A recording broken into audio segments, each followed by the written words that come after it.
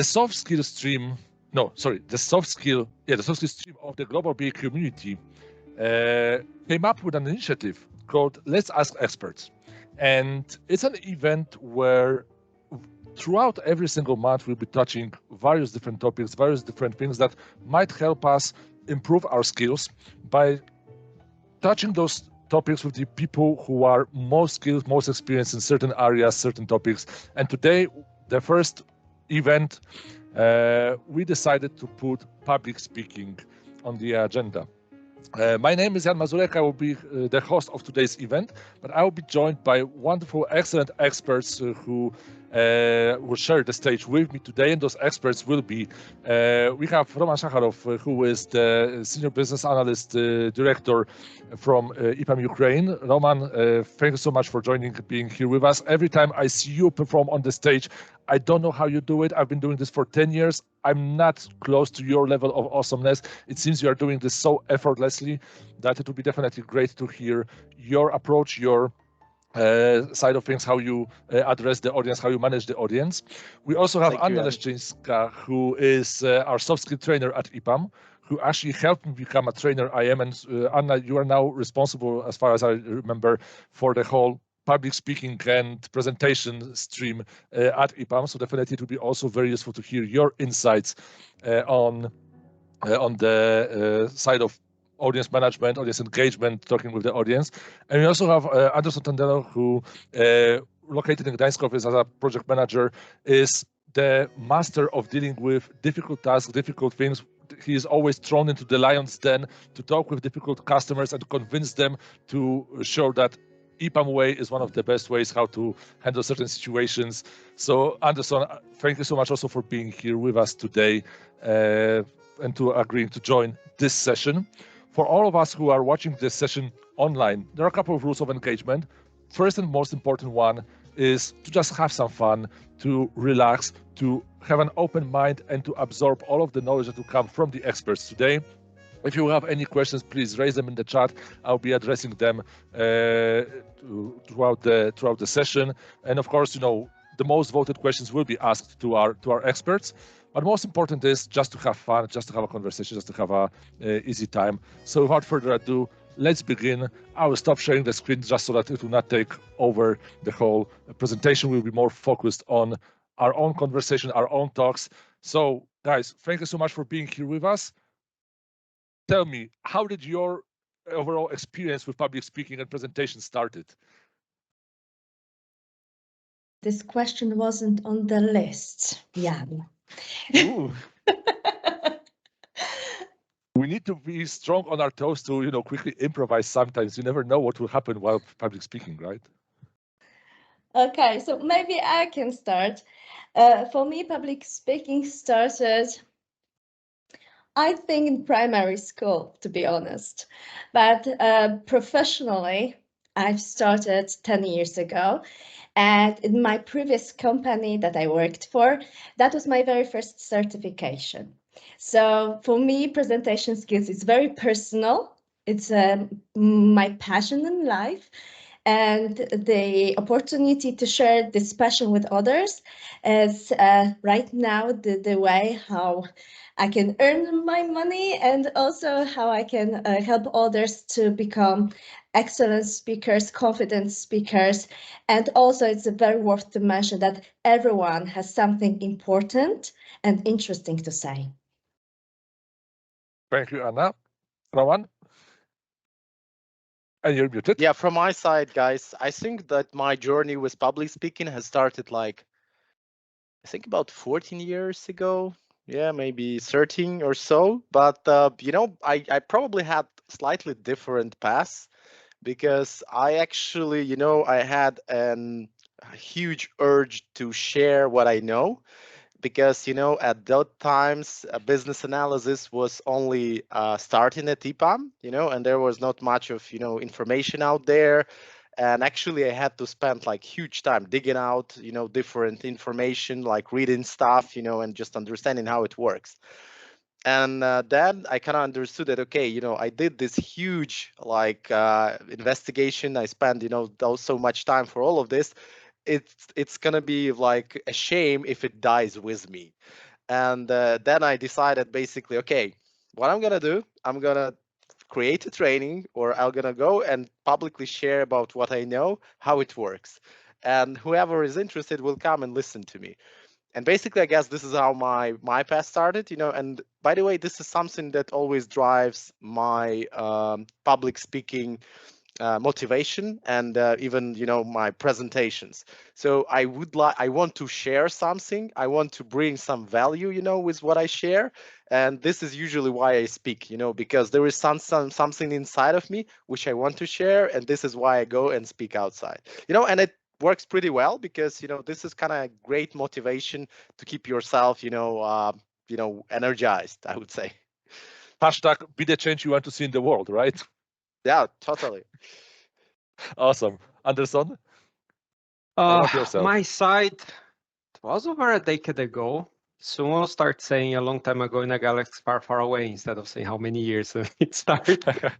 And it started out of necessity, because there was some improvement that I would like to do where I was working. And through that, I present to the director, said, great idea. You need to convince the rest of the team to follow it. And that was literally my first presentation on the work environment. Before that, there was a lot. I was, in fact, at the beginning of my life, extremely shy, but I worked it through. And we all come from different countries, we all come from different backgrounds. And my question to you is, does your upbringing, or like the educational program that you had through schools, through universities, does it help? Do you have opportunities to practice public speaking, or did you have to develop that skill later on in life when you began your professional career? Sorry, Anna, I know this question was also not on the list, so. I can tell you that, at least from my side, my educational background was important, because I had acting classes in high school. Oh, wow. And that's something that my family would say, why are you taking it if you're like don't want to become an engineer in the future? I said, because I like it. Who would think that at the end it was one of the most important skills that I got during my education? Anna, what about yourself?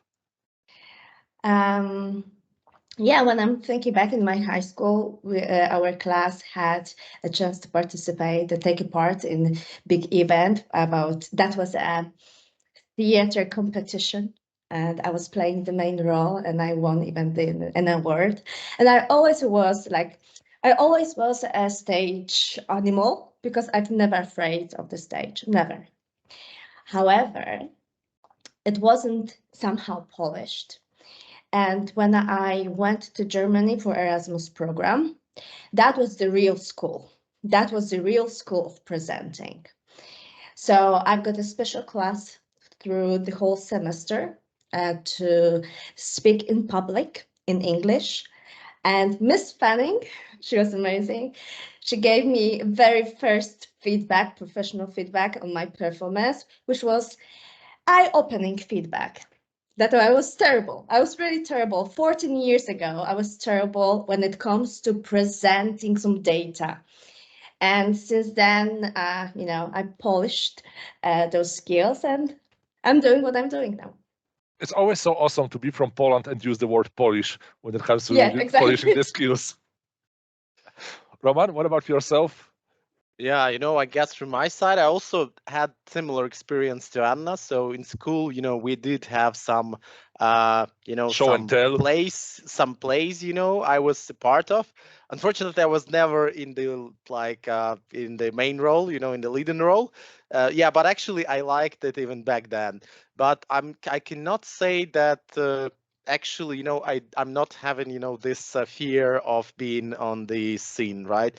I still I'm quite often, you know, like nervous when I'm going out there and speaking to people, and especially, you know, like I had a couple of chances to speak, you know, on conferences when there are like 200 people in front of you and you just have to share something. And I mean, you do get nervous. I mean, like it's not like you are always just calm. And but yeah, I do appreciate feedback, and usually I tend to ask, everybody, like organizers, people who were, with me during that event, like, okay, how did you like? Was it like engaging? Like all the questions, for me as a speaker, just to improve on that. So yeah. Well, 200 people is one thing, but when you do like a BA Excellence conference that is streamed on YouTube globally to 8 billion people who can watch it, then how do you deal with that anxiety and those emotions that go through your body? Yeah, just again, if I can continue with answering the question. So in that sense, like speaking online is actually easier. I don't know if you even know that you have like even 8 billion people, you're like, okay, I can't see them, it's just online, and I don't know, it's just, I don't know, psychologically easier for me, but it's not as energizing as well. So I do get much more energy and much more, of discharge being like physically with people. That's why I do love, those face-to-face conferences, which we had in Gdańsk the last time, right? A couple of years ago. Hopefully we are going to have it again. So and yeah, and as I already mentioned, something that really helps me to cope with this anxiety, or kind of like how I speak, I always, okay, I'm not doing anything bad. I actually came here to share something great with you, like, guys, I'm actually sharing something good. And this calms me down, and gets me like, into this position. Okay, I'm doing the best I can, and it's good, right? I should proceed with what I do. And now with 350 trainings, over 350 trainings conducted at EPAM, do you still sometimes get the stage fright?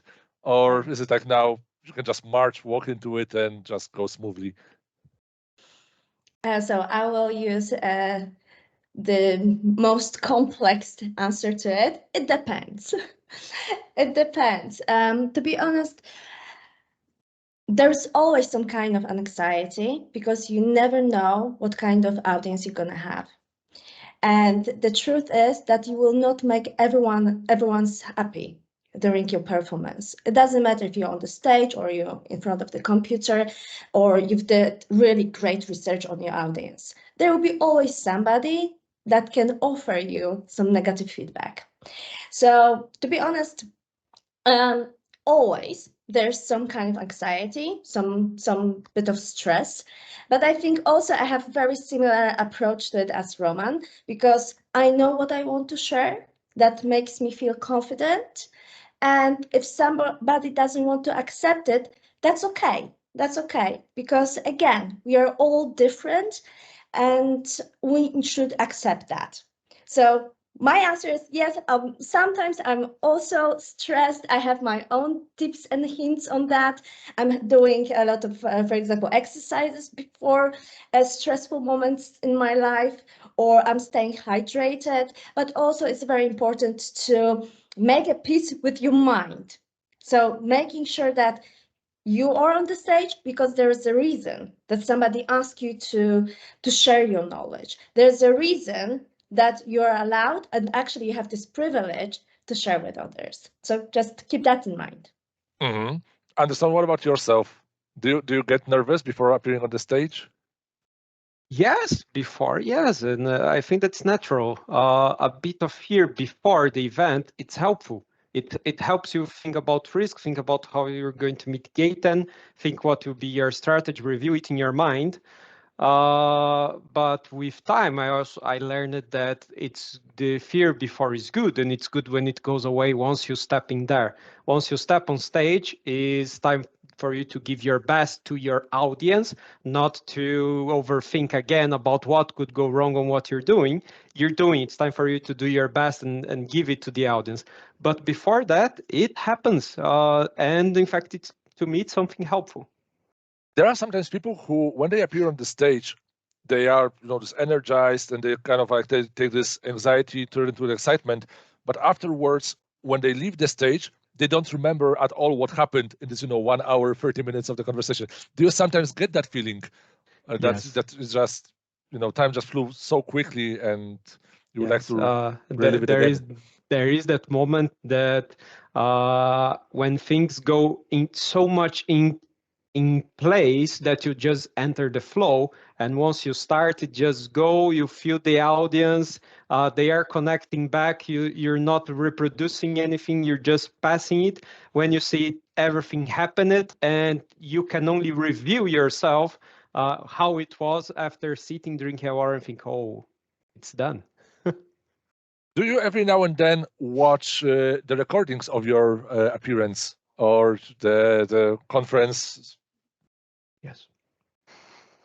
How is it? What's the impression that you get? Like first of all, do you like your voice recorded when you listen to it? No. I don't know about the other. I just think that's so different. I got used to it. I got used to it. You know, you like you just like the first time you think, what is it me? Like, no, it can't be me. Like then after like the fifth or the 10th time, you're like, okay, yeah, probably, you know, this is how I sound. And you know, you can ask people like, okay, how is my voice? And when they're actually asking people, you know, they don't have this critical, you know, view as you have. And they are basically, yeah, you know, you have a pretty good voice. It's kind of okay for our ears. It's not bad. I mean, like, it's like, and then you kind of get easy on yourself as well.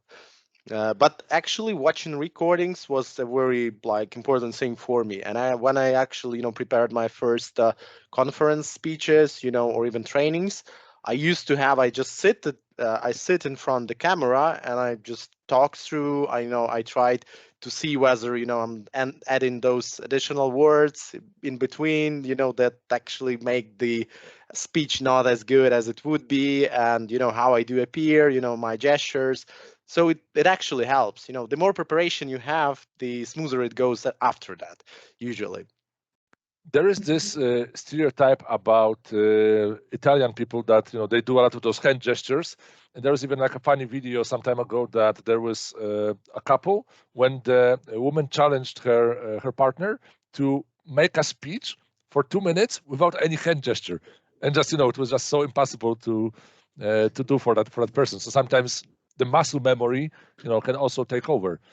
All right, so that's something that we also need to probably be aware of. Yeah, you know, and I still think, like personally, I still think that's great, you know, when the speaker is actually using the gestures, because it's much more relatable. Like you are actually you are more close to him, you know, when he's doing that. And when the person is just a talking head or a standing head, you know, you're like, okay, yeah, you know, probably he's not emotional about that. I won't be either. So yeah, that's kind of a good point. Yeah, if I can support also what Ramas mentioned, it's very important, and always I very much recommend to people to record their own presentations. If they don't feel comfortable doing that in front of the people, let's do it by themselves, record, watch. A lot of people, exactly, they're saying, I hate my voice, I can't look at myself. But the truth is that other people can see you, other people can listen to you. So just do it. Well, and then you can give yourself the most beautiful and precious gift, which it will be your own feedback. And then you can be able to spot, I don't like that. Oh, what is the voice here? Oh, I need to work on it.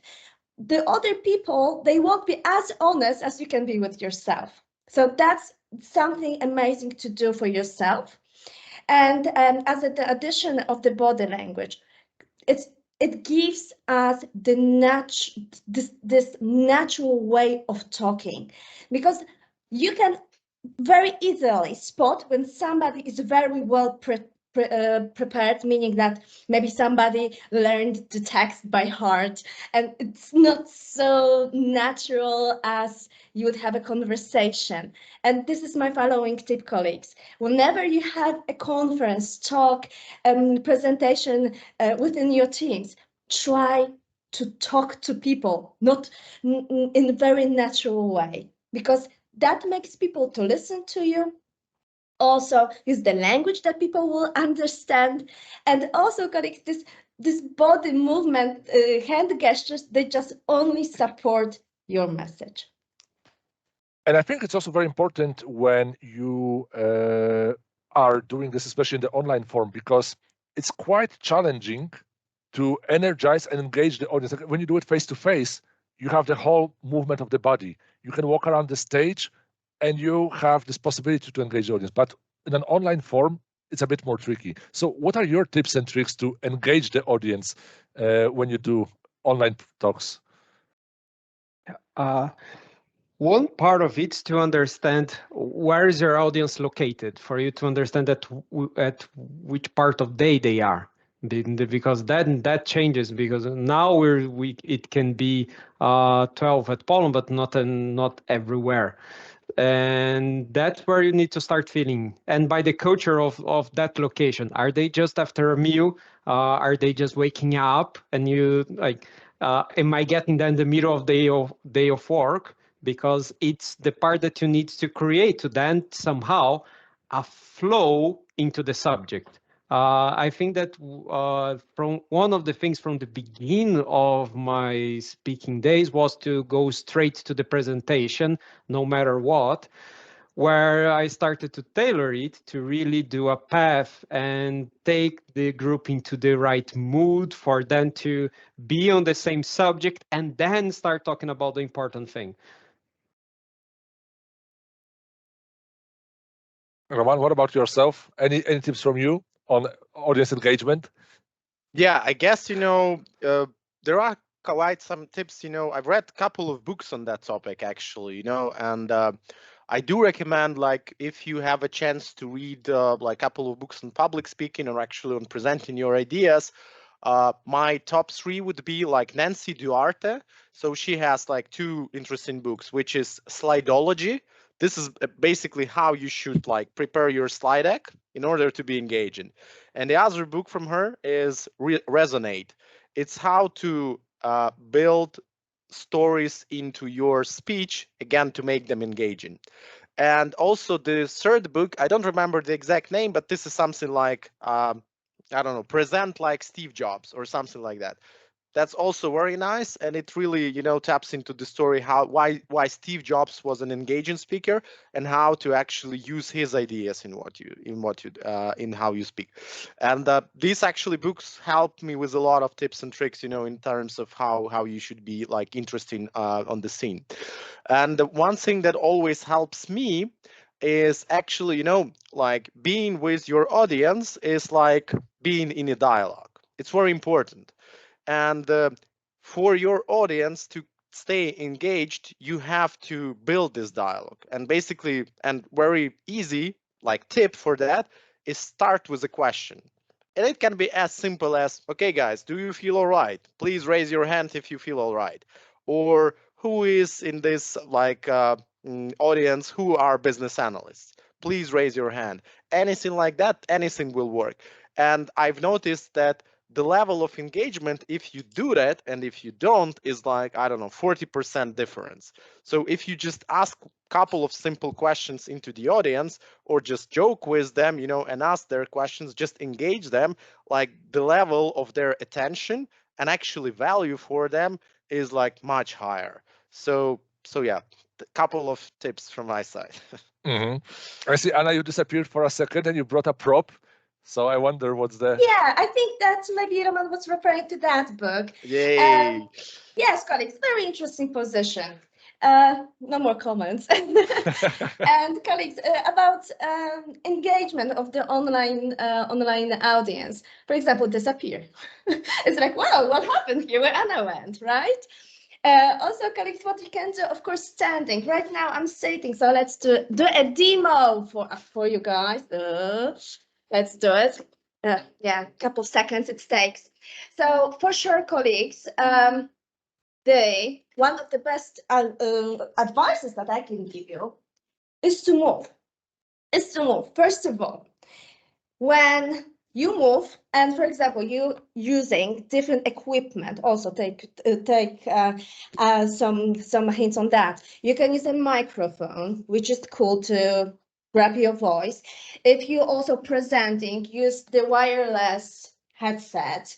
Why? Because you can move. You can be much more natural when you're talking to people. Also, colleagues, talking to camera also very much can support your message, and also creating this illusion that you're looking straight into the eyes of your audience. Then people might think, oh, is she looking at me? So that's also something that I can very much recommend. And one more thing, and based on the lot of feedbacks that I've received and I read, there is, I think, no single feedback without mentioning that I have a lot of energy. So energy, colleagues, it's something that you can also manage. And also you can have this mindset, depending on your audience, what kind of level of energy you'd like to present with yourself. Because colleagues, your voice is your tool. So that's the easiest way to grab attention of the people. When something is important to say it firmly, say it loud, say it very clear. Sometimes you will run through the content and people will run with you because this is the way how you're managing your voice. Keep in mind, your voice is a tool that you can play with. So that's the first thing. Any other things, colleagues, that you can do, if that's a possibility for you, use any collaboration tool. But when you have the presentation, you have a limited time. So I'm supporting Roman's point, very easy question, yes or no, raise your virtual hand, wave to me, that's fine, that's great. So that's the things that you can do. And always, colleagues, I think not so many speakers might think about it, but also audience, they want to share their knowledge as well. So whenever you have this possibility to ask for advice from your crowd, that would be also very interesting to do. Because people, as I said at the beginning, they have always something to say. They have always some interesting thoughts, or maybe the insight that can help you to know more about your topic, but also they can support the whole sharing knowledge process with the rest of the audience. That's all. However, one important question in regards to also the audience engagement. Back in the day, probably you all remember, well, maybe Anderson not, because Anderson joined EPAM a bit later, but there was this program, GoToWebinar and GoToTraining, where as a trainers, we saw who had the presentation in the focus and who had it just on one of the screens and was doing something completely different. And we could somehow, reach out and say that, I don't know, for example, if Pavel didn't have the presentation focus, I could say, oh, Pavel, what do you think about this? And, then I suddenly see that the icon changes from orange to green, and now Pavel clicked on the presentation, and now he's listening carefully. Right now, we don't have those tools. So when the presentation is lengthy, 15 minutes, half an hour, 1 hour, how to regain or how to ensure that the audience is still with us and still checks that they listen to us? Okay, let me go a bit into it. I think that it starts, I'll tell you from the beginning, I don't believe that there will be a single rule for that, because there is no single audience. So how do you gain the attention? How do you get one group that might be busy with everything around their universe? Because now, especially if you're online, at the same moment that you're on the speak, there is someone that will be there calling that the production went down. How can you feel that they will dedicate their time to you? You need to think, who's my audience? So what can I do for them to believe that they should be paying attention to me? It's the same basis that we have on the whole communication through media. What's the main thing that they think? Level of engagement. And when you think about the best ones on these tools like TikTok and so on, they focus on what's the engagement of that group that they want to achieve. When you're preparing some speech, I would say it's the same thing. And Roman. Yeah, I wanted to, as they say, we need to eat your own dog food, or put your money where your mouth is. And actually, I do have a question to our audience today, guys. What keeps you engaged, right? Please post your comment in the chat and tell us, actually what makes you be attentive, right? What makes you pay attention to what speakers are actually telling to you or they are discussing, on the event? Like when it's interesting, when it's not. Just any of your thoughts, and we'll be using that, for suggesting you and for reference. Yeah. So And also a very good example of asking the question to the audience, right? Let's true. also ask our audience for the advice, colleagues, what we can do better today, what we all of us can do better today. And one important also aspect throughout the career, you all had either people in your unit for whom you were responsible for the growth. Anna, you also were helping a lot of people become better trainers, better presenters. So my question would be, which type of mistakes you see people do often, and how to mitigate those mistakes when it comes to public speaking, or how to help people grow and to improve their skills? Okay, you want my diplomatic answer or my honest answer? Honest answer, you can use me as an example because, like I mentioned, you made me the trainer I am today, right? So Main mistake is the fundamental mistake. We are not taking into consideration people who are coming to listen to us. That's really the biggest problem. And sometimes I think that people, they are seeking some kind of revenge because of the previous presentation that they had to listen in our company, for example. So you did that to me, I will do that to you. So colleagues, actually, I think Pavel, as the first person, posted the answer that there's too much text on the slide. And here's a mismatch when it comes to understanding why we are using slides. Because colleagues, let's make it clear. Presentation is not a slide deck. Presentation is you. People are not coming for your talks, for your slides. You can send those slides. So let's respect people time and send the presentation with a lot of text. But when people are coming for your talk, they're coming for you. They want to listen your message. They want to listen your voice. They want to be there for you and for your knowledge. So you are the presentation, not your slide deck. And slide deck is only something as an addition to help people to understand the complexity of your message. Nothing more. But if you need to send out the presentation as a takeaway, create a second one. Create a second one as a takeaway. Or play with a lot of animations, also can work. So that's the fundamental mistake, that we're thinking that presentation is PowerPoint, and we are not taking under consideration needs of our audience and why they are coming for our talk. Thank you so much, Anna. Anderson, any thoughts on this? Yeah, I would say that like one part of it, if the most important part of anything that you're doing is your presentation, it could have been an email. I think that I really align with what Anna is saying. And if anyone is starting for presentation by creating a set of slides, yeah, probably that started wrong. The last thing that I prepare in any presentation that I do are the slides. First, I have my story. First, I have my audience mapped. What I want them to understand at the end. Once I know what I want them to understand, then I think, okay, what's the supportive information that I want to slides? Okay. Roma? I'll probably be a different beast here. So usually I do like using slides. Why? Because I think that structures a lot of what I'm saying, and it also allows for the speech to be used, as part of the training, right? So it will help, some things which you're talking about to stick in your head. So, and a lot of people actually like shared with me, feedback. Okay, like I do remember you had this presentation, but I didn't find the recording, but I did open the slides, and it actually helped me in this and this and that.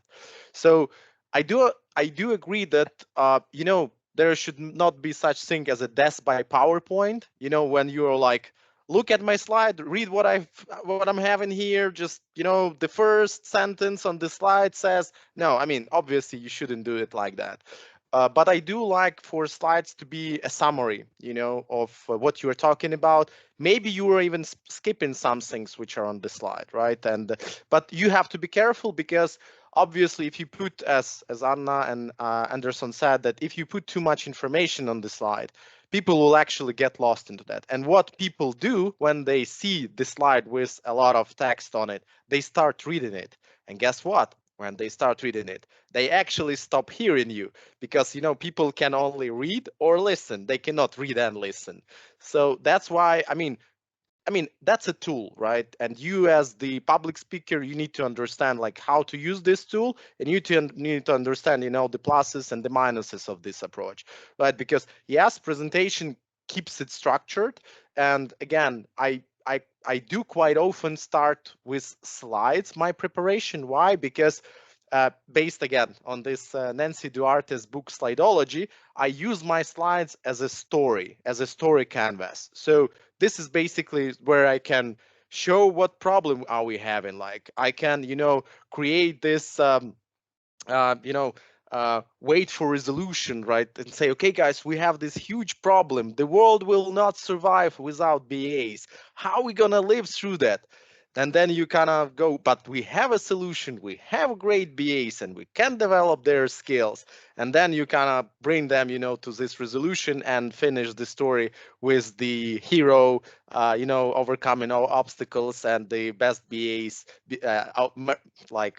emerging out of that presentation training or whatever you're speaking about. So that's why, and having this structure is actually, for me, it's nice to keep them in slides, right? So I can understand, okay, here is where I'm setting the problem. Here is where I'm exploring solutions. Here is where, I'm kind of like selling and giving, the advice, which will kind of will be the final note of the presentation. So yeah, I do use slides, but I'm also careful with them. I will even go one step further, and I will share my own failed experience, because I completed like a 1-week seminar on how to be a good presenter and trainer, and I made a presentation, for the customer. The training was conducted by a trainer from United States. The customer from United States, and I did the presentation. I thought one of the best ones I ever did in my life, and I thought I will amaze the customer with that presentation, right? Because all the best practices was applied, and I was bashed by the customer, because there is the company culture of presentation as well that we need to take into consideration. And that company culture was, if the text doesn't exist on the slide, that text doesn't exist at all. Their slides for that company were overburdened with text, completely unreadable, was completely against everything I learned in the training.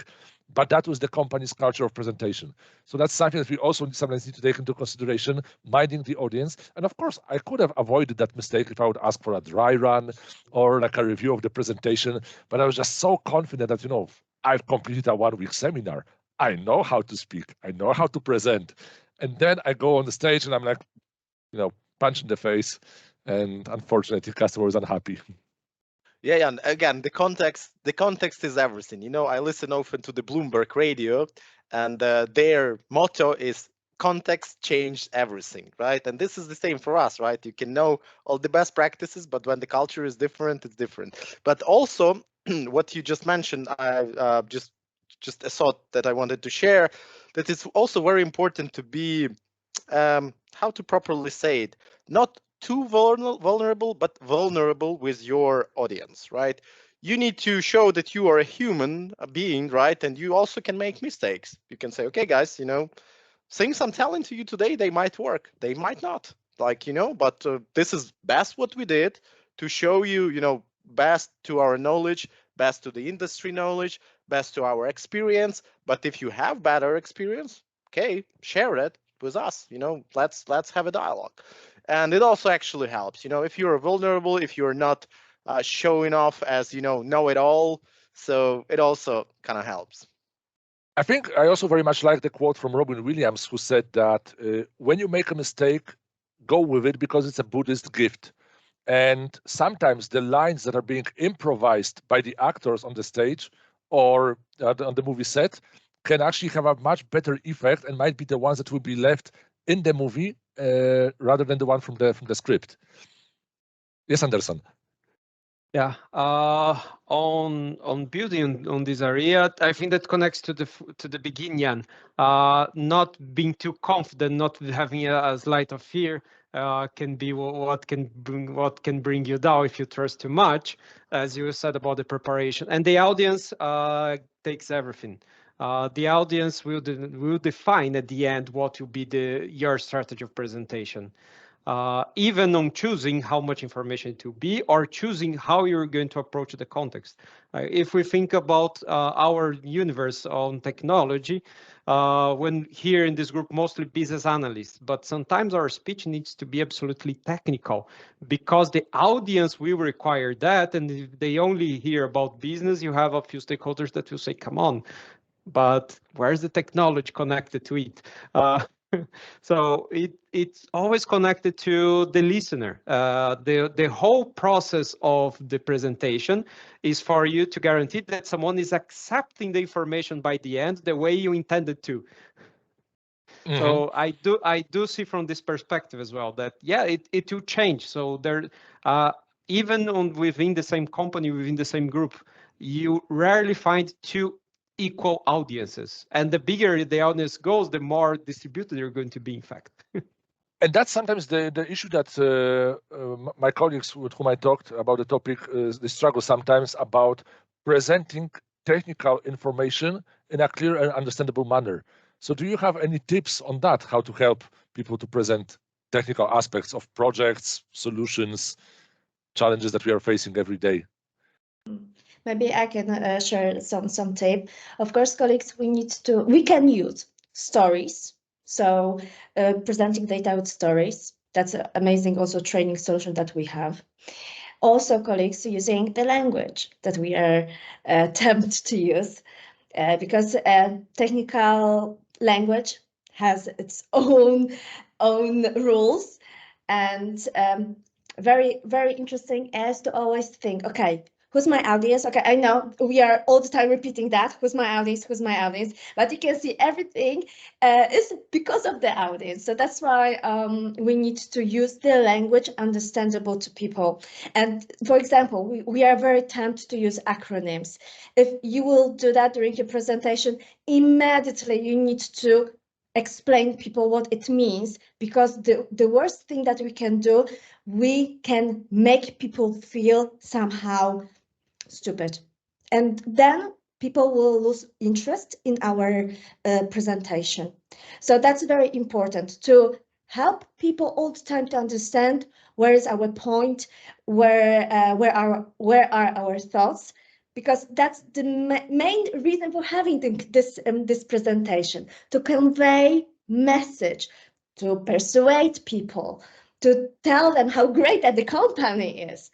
But they need to understand the language that you're using. That's why sometimes, colleagues, let's drop those super sophisticated words, terms, phrases, however we are going to call it, and use simple language to help people to understand. And people will be grateful, because happy audience, happy presenter. Very easy. Mm-hmm. All of you mentioned throughout this presentation today and throughout this conversation, all of you mentioned the importance of the storytelling and to tell to the audience the story. But how to begin, how to start, like how to organize those thoughts into a structure to tell it in a form of a story? Yeah, maybe I can start. So Jan, I don't know, again, like I highly recommend at least asking ChatGPT about the summary of this, Resonate book and Slidology, because they tell. And actually, there is maybe while we will be talking later, I will share that there's a diagram on how you build the story. And basically, the idea is pretty simple. Like you read every book, right? There is a background, why you're talking about that, why is it important? Second, you try to explain the problem, right? You are trying to explain, okay, guys, we are going to die, basically, right? And then you kind of explore solutions and finalize the best solution, right? For the hero or for the so-called hero of your presentation. So that's a very simple thing that I already explained today. Also, it's very good, and I think for those guys who actually answered our questions in the chat, just we have liked your answers, we have read them, and we will use them. Maybe if we have time at the end, we will also summarize it. But also some of you guys said that, it's also quite important to have this main story, but also to have some meta stories, right? When you are actually having the main storyline, but then you are actually jumping off and saying, oh, and I had a project and I had a client and we had an issue, but we were able to solve it due to this cool tool. This is how it went, or this is how it went bad. And this also, keeps people engaged because they want to know, how it works in real life, not just on slides, right? So, but doesn't that bring up the risk of the going into off topics? And sometimes you start with one topic, but then you realize, like I remember studying at university, and then I thought, okay, I'll just check my emails, and I found myself 3 hours later watching videos about pandas, and I thought, how did I get here, right? Yeah, I guess it's a question, right? Because usually you will, some stories will pop up in your head and you will tell them because, oh, okay, and I did recall a story. But also quite often you will prepare those stories, those additional stories on top. And I even heard, from some of speakers that some speakers even prepare jokes for their presentations. And it's not improvised. They actually build those jokes into their presentation to keep the audience engaged. Mm-hmm. Anderson? Yeah, I can add, continue on Roman's through where he said about jokes. Once I was taught by one of my mentors in presentation that back in Brazil that I had that the best way for you to have a good improvisation was to practice it a lot. And why he was explaining to me back then, it was that you have the structure of the story, and really, I think that reading and understanding the base of it, you need to go back to the base to build a good story. Go there, understand the theory of it for you to start going through that, and understand the stories through the stories that you like, your favorite books, your favorite series. Start to understand and write that down. Okay, I have this series. If you get serious, usually they have the same format on every single episode, especially the long run ones that you're going to get Dr. House or something like that. They are going to have the same strategy. So start to write down what's the strategy that you like so much, because by processing it, you start to think about, okay, so if they can do it and it engages me, how can I think the same for my audience? So I can think about structures as well. I can think about what will be the main story, what will be the side stories that I'll have. And as I like personally to do, when it's really important, I keep some backup stories in case my audience will go in some direction. So by studying the audience, I think they can go for direction A, B, and C. I have something prepared for A, B, and C, especially when it's like really important training, 30 people. I try to be prepared for more than one scenario, in fact. Mm. Very great approach. As an addition, because already Roman and Anderson mentioned a lot about stories, my hint on that would be to base those stories on your own experience. Because when you have your own experience, it's much easier to talk about them. And we can start usually our storytelling with problematic situation, because people are coming that they would like you to solve their problems. So when you will draw the picture in their mind of some problematic situation, then what kind of actions appeared because of the situation, then task, actions, and result. This is something what your audience wants to hear. So that's actually a start technique that already presented to you. However, colleagues, the biggest hint from my side, it will be based that on your own story or the stories that you've experienced with somebody else. Because then any kind of question that later on might appear from the audience can be defended by you, because you know about the situation the most. I wanted to also mention and touch the topic of humor in the presentation, because Roman, you've mentioned to put in jokes so that sometimes improvise some situations on the stage.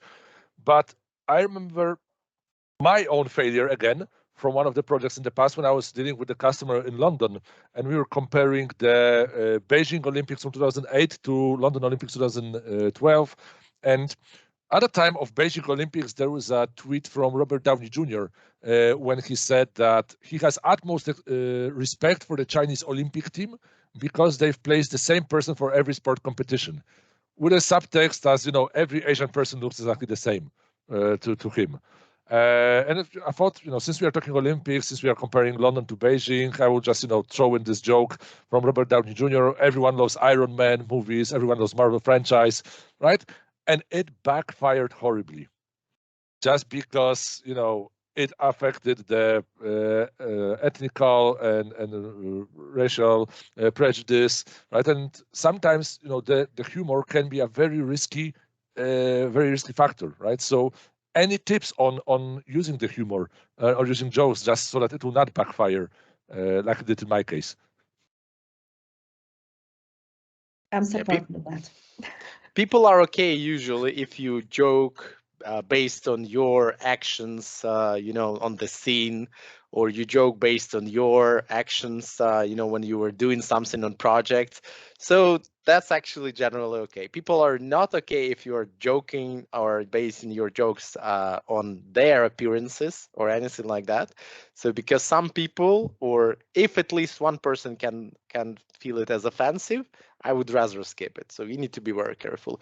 Or, you know, you can joke about, I don't know, weather, you know, how projects end, or, you know, some things that people cannot consider personal, I would say.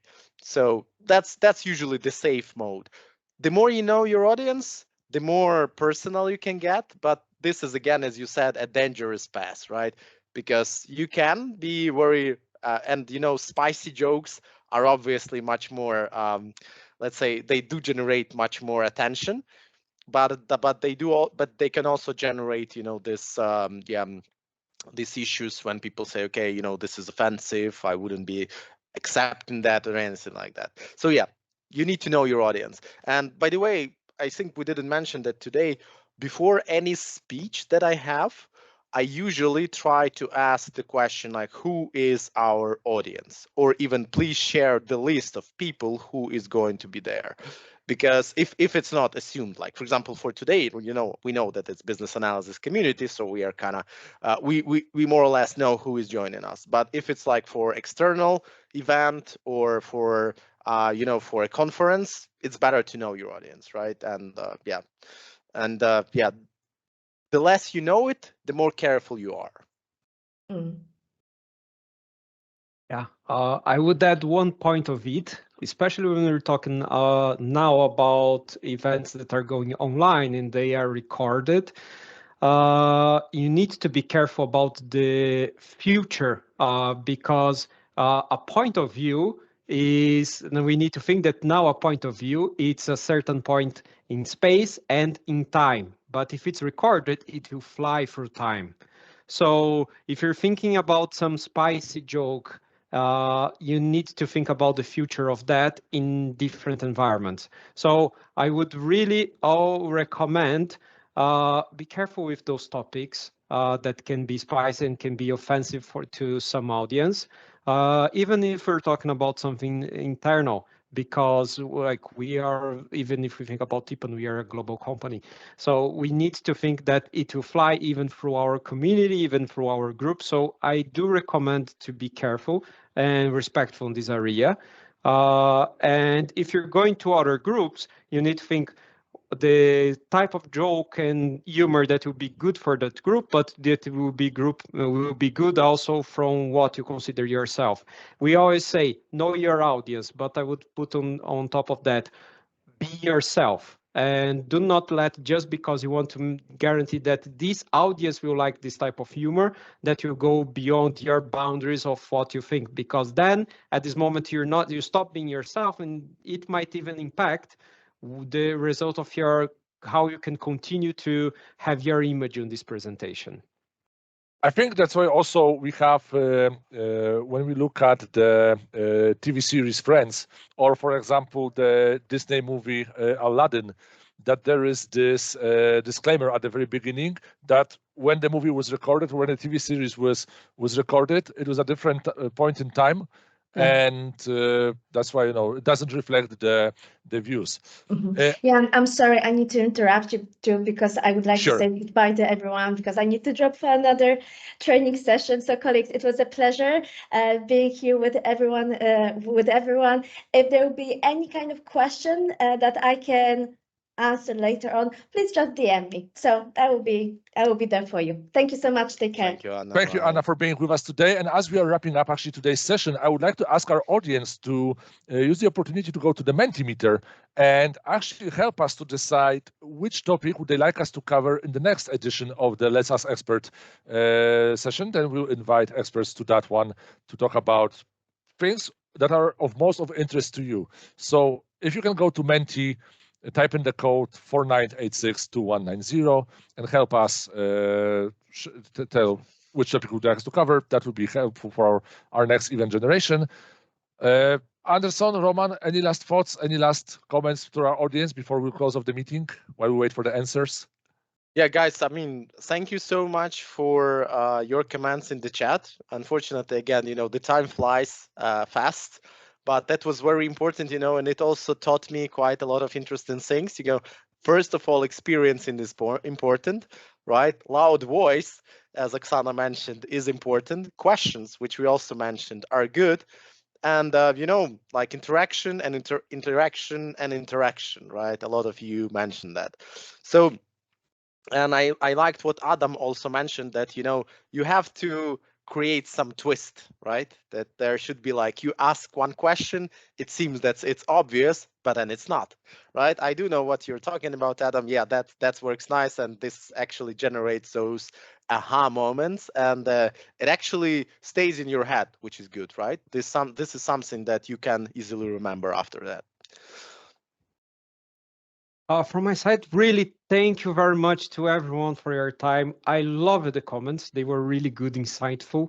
I think that they can even help shaping the next events of this group on how they can be like engage in a different way more than the talk. Maybe they can give a few insights on what will be the next steps. Awesome. And with that said, there's nothing left for me to say but to wish you all a wonderful rest of the day. Thank you for finding, Roman and Anderson, the time for joining this session. Hopefully, in the next topics and the next areas that we'll be having in our Let's Ask Expert sessions, we'll be able to share the stage once again.